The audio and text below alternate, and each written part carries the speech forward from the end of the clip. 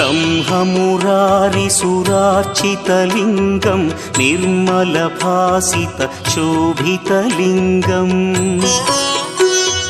जन्मजदुःखविनाशकलिङ्गं तत्प्रणमामि सदा शिवलिङ्गम्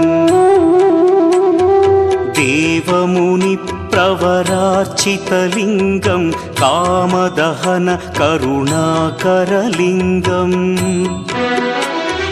रावणदर्पविनाशकलिङ्गं तत्प्रणमामि सदा शिवलिङ्गम्